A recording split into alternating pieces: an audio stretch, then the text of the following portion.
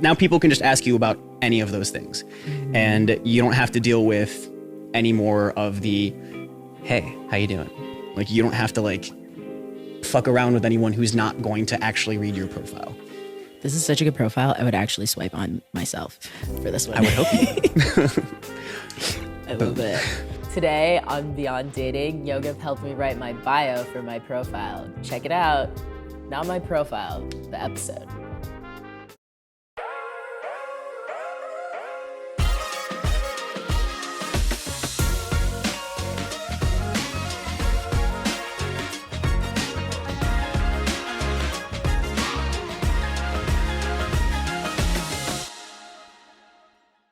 And our sponsor for today's episodes is Beyond, the newest dating app in town. Check it out at datebeyond.co. What's your favorite pleasure word? My favorite pleasure word.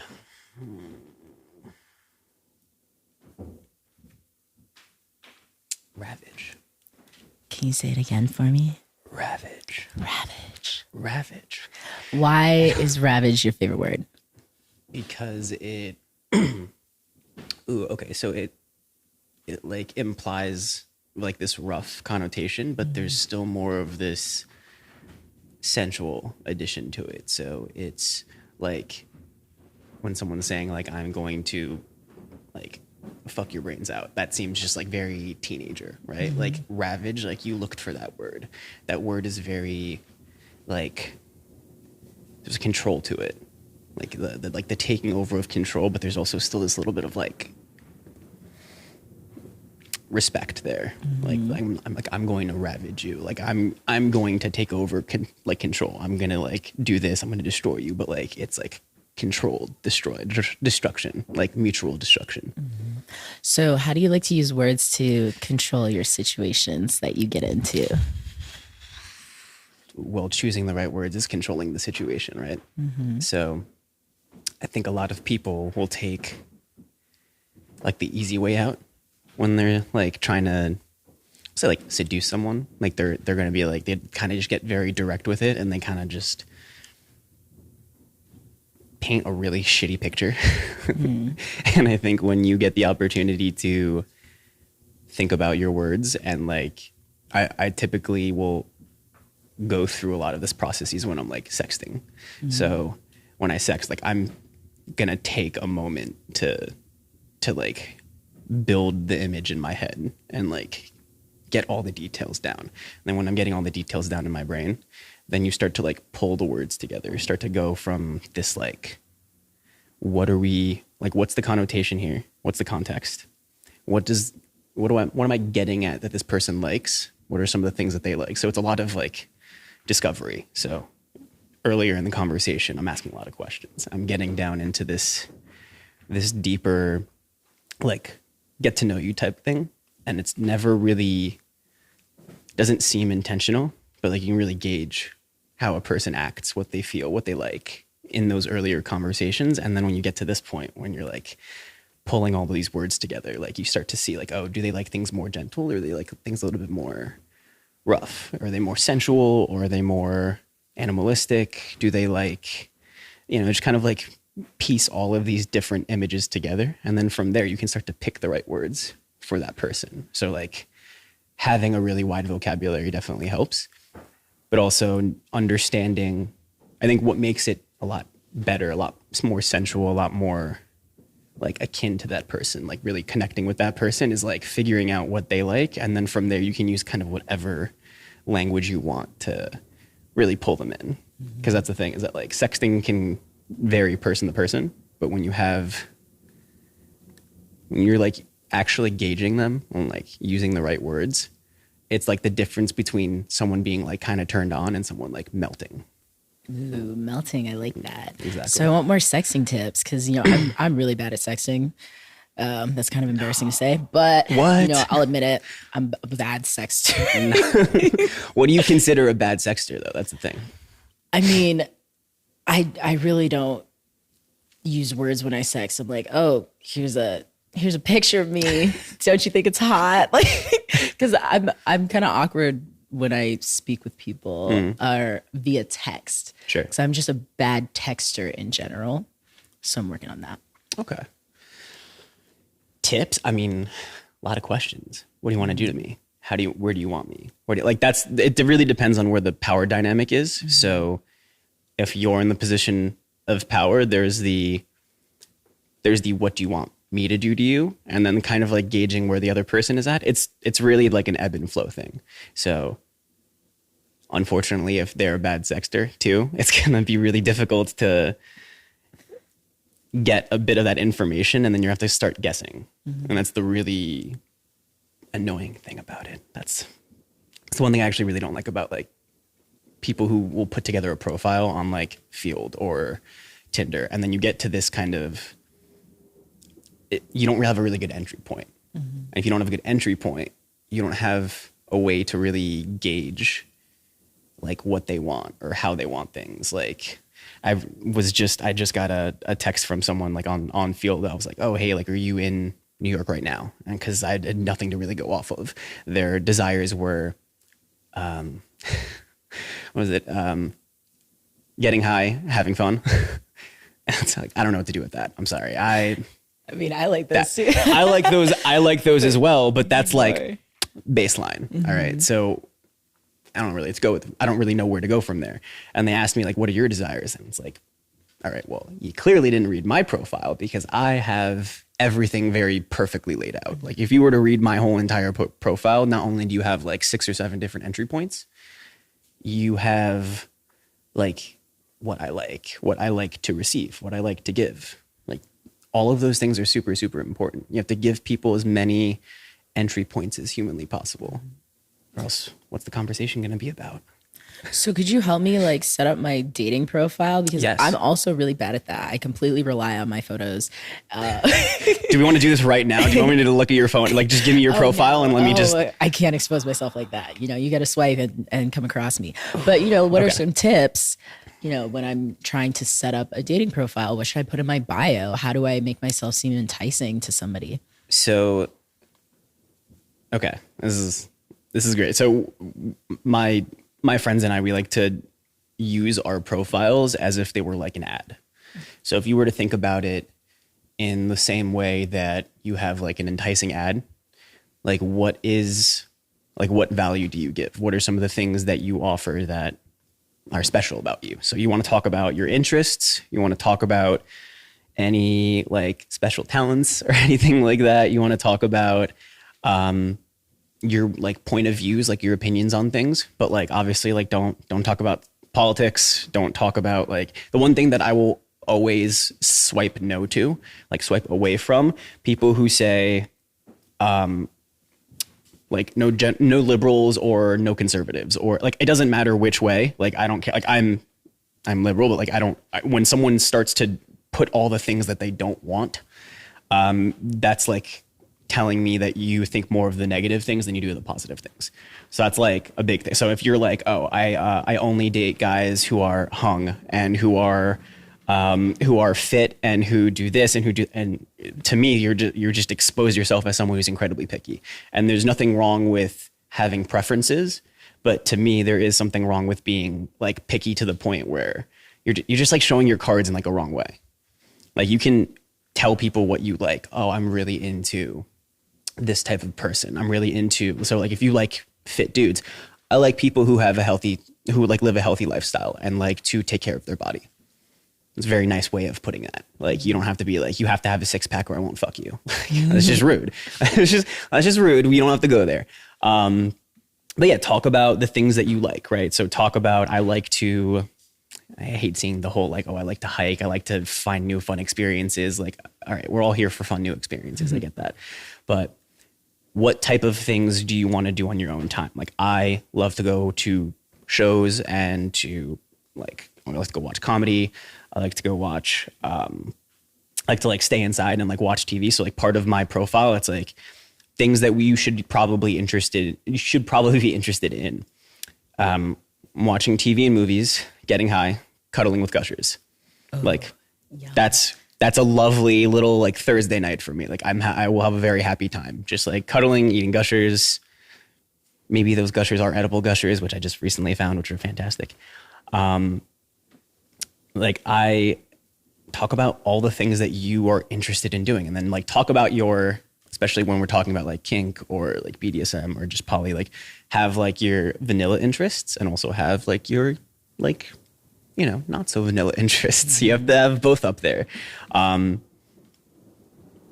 it's in most of my profiles, I say that I'm like a pleasure dom, like a daddy dom, and I'm also polyamorous. So I have to be upfront about those things, or else when we get into conversations, like I've gotten into conversations where I know the person did not read my profile, because the second it comes up that I'm polyamorous or that I'm a daddy dom, they're like, oh, I'm not interested in that. And they're like, okay, well, why'd you waste your time? Profile is to not waste your time or my time. So get all the things that you want to talk about out of the way, get all the things that you're interested out of the way, give entry points to have conversations about those things, but don't use it as a way to like, I don't know, just like put random shit there. Because people will put random shit there or they put nothing there. And that's the worst. Oh my gosh, I'm the worst then. We're going to change that today. Yes. You can At the end of this, we're changing that today. You can revamp my whole profile. I will offer my services. I will go pick out the pictures of you. I will pick out just give me a list of all the things that you want to talk about. I got you. Oh, perfect. Amazing. So you said you're a pleasure dom. I am a pleasure dom, yes. Yes. So what is that? So so there are like many different types of doms. There are the sirs, and that's a little more formal. It's like a more of I don't even know how to really fully explain that dynamic. It just like it comes off as like you're a formal human being, and like the relationship is typically a lot more formal. Did you? Carry on. We're gonna do it on the podcast. We are setting up my dating profile. I will set it up right here and right now. But oh my goodness. Yeah. So being a pleasure dom means that like for me, what I get out of like a relationship with like a sub is how many times like I can get them to like come, or like how much pleasure they get. So my like fulfillment comes from like their coming or their fulfillment. So a lot of people like the whole idea of like a service sub, and like service subs are great, but like I want to be able to just make this like overwhelm this person with like orgasms. That's just like what I want. Yeah. And that kind of sits on like the pleasure dom / daddy dom spectrum, because the whole daddy dom aspect of it is like taking care of others. A lot of people will confuse like that. Like there's like a very wide range of also like daddy dom. So there are people who like age play and who are like really into like their partner like regressing to like a childhood type character. I'm not interested in that. That's just I'm interested in strong women who need like a place to like take their head down. Like they're just like they're powerful and strong in their life in every other aspect, and they need a space to feel safe and to just like give someone else the reins for a second, like not have control for that one moment.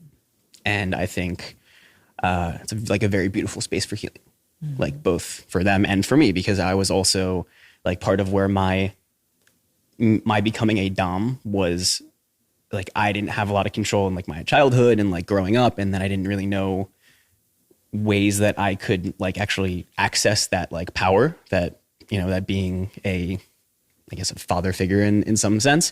And I found kink, and that kind of just like opened it up. I was like, oh, I'll try kind of everything. Like I'll try to be submissive. Did not work at all. Like there were like so many moments where I was like, I could do this better.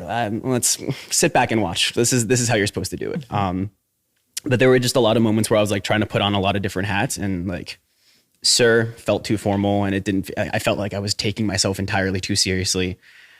The whole master slave dynamic doesn't do anything for me at all. Like I don't want anyone to be a slave to me. That just feels weird. I completely agree on that one. Yeah. Well, I mean, I just being Jewish, being Israeli, I was just like, let's not fuck with that. I don't need we don't need to do that. But it's just like, again, those two dynamics are just way too serious for me. Like I I'm like a playful person. I like to play games. I like to have these like, I like to have this like fulfilling, like almost like giggly experience. Like it's not, you know, like we're not laughing our asses off the whole entire fucking time, but there, you know, there are moments where there's like jokes and there's this very like light air to the whole entire experience. I like that. I think that's a lot more fun for me and just makes things not so like you don't have to take life too seriously. And like this is a very good example of like you can have this like power dynamic and this power exchange and it not be this like crazy just like super hardcore like what everyone thinks BDSM actually is. So then what really is BDSM? How would you define it as? How would I define it? I mean, the way I see it is like a way to, sometimes it's like a way to just like heal some like traumatic experiences that popped into your system, you know, like, so the whole like exchanging in power and stuff, like for me, again, it was, I didn't have power and now I've put myself in a position to take over, like to have that power and like, you know, be trusted with it and feel that like, oh, it's safe for me to be in a position of power. Also at the same time, it's an opportunity to do something that's like alternative. That's like not how people like call like vanilla. Like it's not mainstream. It's not just like missionary and doggy and then like maybe like a light spank on the ass. Like it's not, it's an opportunity to explore more primal like urges and just things that are, I don't know, just kind of feel like natural, even though they don't feel like right in society. Like there's this standard of what is okay and what's not okay. And I think there is, at least in the West, there is just onus on like stunting sexuality, even though it's absolutely everywhere. It's in all our marketing. It's in like, it's on TV, it's in movies, and we talk about it all the time, but like we talk about it very lightly, like only into a certain degree. And there's just like so much more depth. And I think BDSM is like part of that depth. The, you know, the impact play or the like breath play or, you know, putting titles on something, role playing, or like any of these extra extraneous things that are like villainized and like people, you're like a degenerate if you do those things. When in reality, there are so many people who are just like very productive human beings, very productive members of society. And like, some of them like to be choked a little bit. Like, you know, some of them like some spit in their mouth and like, it's all okay. Like that's, you know, that doesn't make them wrong or bad. It just means that they have different preferences than other people. Mm-hmm. So do you have any tips for anyone looking to, you know, start exploring in this way? Read, like a lot. Read. What Yeah. do you like to read then? So there are a couple books that come off the top of my head. So there's this one massive book. It's called The Ultimate Guide to Kink. Get it on Amazon. I'm pretty sure I've seen it in the bookstore before. I think you might have seen it in like my room too. Like it's like it's like this really huge, thick book. Yeah. It's, you can't unsee it. It's funny. Yeah, it's like very, very helpful. There's the book of topping. There's the book of bottoming. There are Reddit feeds upon Reddit feeds about all of it. Like you can really just like start thinking about what are the things that you enjoy. So if like getting spanked or getting paddled or flogged is interesting to you, look up impact play. Start to read books about those things. Like there are 1,000 books about them. Like there are so many reading lists out there that you can look for. On top of that, you can go to, escaping my mind. So there are all these like these organizations that have like play parties, right? So there's like in New York, there's like NSFW, there's the Hacienda community, there is Take Me Out, I think it's called. But there are just a bunch of these different communities that like they have play parties, but on top of those play parties, they have these like little workshops. So like how to tie someone up. So there's like a whole entire like shibari workshop. And then there is like a pro dom that comes in and they give their experience on what it's like to be this type of dom. So there are like daddy doms that come in and talk about that. There are masters who come in and talk about that and they bring their subs. And, you know, it's the whole entire, like you get like the whole entire experience. And yeah, just like learn from other people, like books, other people in the community, be very curious, and then find someone you feel safe with and start like have the conversation, have the consent conversation in the beginning. Here's what I want to do. Here's what I'm interested in. Here's what's off limits. Here's like what's on the table. And yeah, from there, just like start exploring and like know that it's not going to be perfect. It's going to be messy. Like you might cross a boundary accidentally, but like have those conversations. Make sure that when you do cross that boundary, if you do cross that boundary, that you continue to have conversations. Okay, what was wrong here? What did we do that like wasn't established? How do we fix this next time? How are we going to make sure that we stay safe? How do we continue to create safety for each other? And just continue going, because again, it's not a perfect process. There's no, while I'm saying there is an ultimate guide to kink, there is no actual rule book to these things. There's no one way that you can do this. So you have to source as much information as you possibly can and formulate your own opinions, and then talk to people who have those same opinions and work those things out. Wow, that's so interesting. I actually, it's funny that you mentioned like exploring and trying new things, because I actually just this past week actually met a woman who is like a shibari expert. Ooh. And she like tied me up, and it was not like it wasn't like a sexual experience between us, but it was a very sensual experience. Okay. And I really appreciated it a lot. Like it was a very like new experience for me. Like I like the constrictedness of it all. And it was just really interesting. It was like new. And I've explored in different ways. You know, we'll talk about that later, but sure. Let's definitely talk about that later.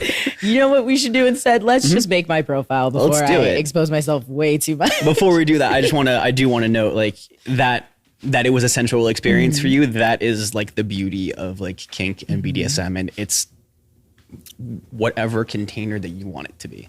So you guys set that container. You said it wasn't going to be a sexual one. Maybe you didn't verbalize it. Hey, this isn't going to be a sexual experience. I'm just teaching you stuff.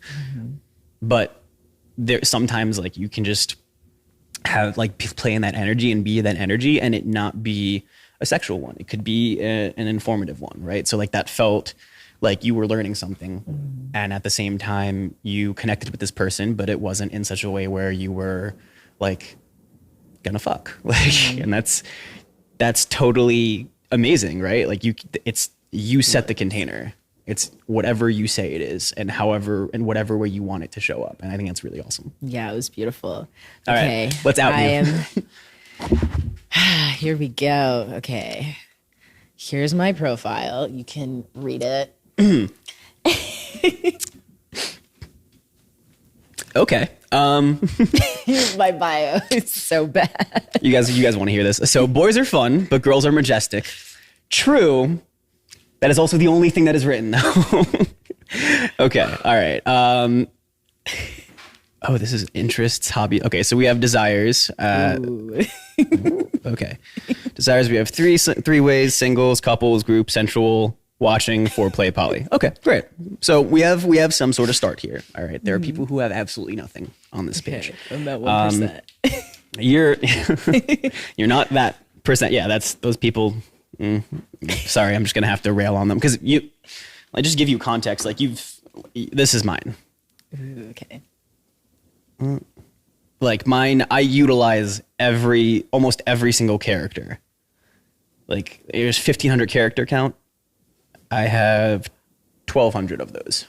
Oh my. So you can read that if you'd like, but give a little bit of like a comparison as to like this, boys are majestic, but boys are fun, but girls are majestic. Yeah. This is so much better than mine. It's very lengthy. It's intentionally lengthy. Okay. I'm going to read it out. Oh, go for it. Do I have your consent? You have my consent. Amazing. Manhattan-based writer, singer, and staunch supporter of the Oxford comma. 6 foot. ENFP. Enneagram 8. Slytherin. This totally qualifies as a personality test. It does. Insatiable, leftist, polyamorous, and experience pleasure daddy dom, looking to 1, connect with kinky, curious, intelligent people, 2, engage in witty banter. 3, and if the energy is right between us, safely guide you into subspace. That was definitely a mouthful. Oh, yes. Overly enthusiastic about giving orgasms, taking your breath away, and pulling you in closer by the nape of your neck. Consensually, of course. Boundaries and respect come first, as do you. Oof. Okay. Vaccinated, boosted, and regularly tested for STIs because that's something you need to know. I enjoy good conversation, belly laughs, and am mostly interested in casual yet intimate encounters for right now, or a friends with benefits situation, assuming we're actually going to be friends. Using the correct form of there, and there is a huge turn on. Also, wouldn't hate it if you enjoyed watching TV, eating gushers, and cuddling. Choose your path. Show me your silliest tattoo or ask me about my toy chest. Ooh. Note, my hair is a bit longer now. Most recent is the first one. Yes. So actually, I might have changed that. There's one other picture of my hair, longer hair. But you kind of get the whole entire sense of like who I am, what I'm interested in, what I'm here for. Like at the very top, like you kind of already get a sense of like, all right, so you know how tall I am. You know my personality based off of these tests. You can like look them up and like figure it out for yourself. I tell you literally what I'm looking for. There's like a little bit of like cheekiness in there. So I'm talking about, like, you get a little bit of my personality.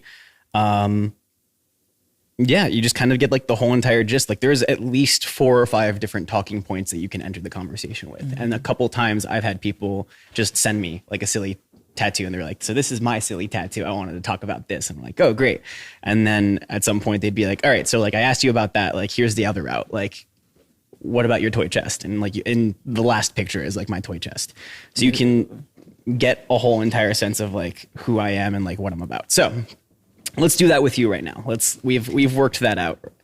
I'm going to keep this boys are fun, but girls are majestic at the very, very bottom, because that's a fun little way to end on. And all right, so give me a couple of thoughts right now. So what are you typically looking for?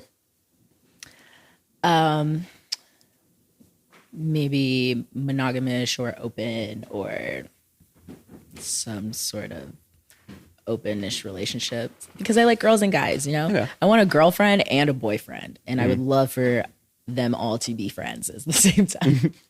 So you're partnered already. So, I'm so nervous. Let me think. All right. So you kind of want, oh no, actually I'll do this right here. So boys are fun, but girls are majestic.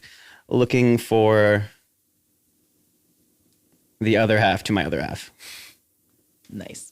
All right. So model, entrepreneur, co-founder of Beyond, introverted extrovert who is looking to push her boundaries and lean into her edges. Boys are fun, but girls are majestic. Looking for the other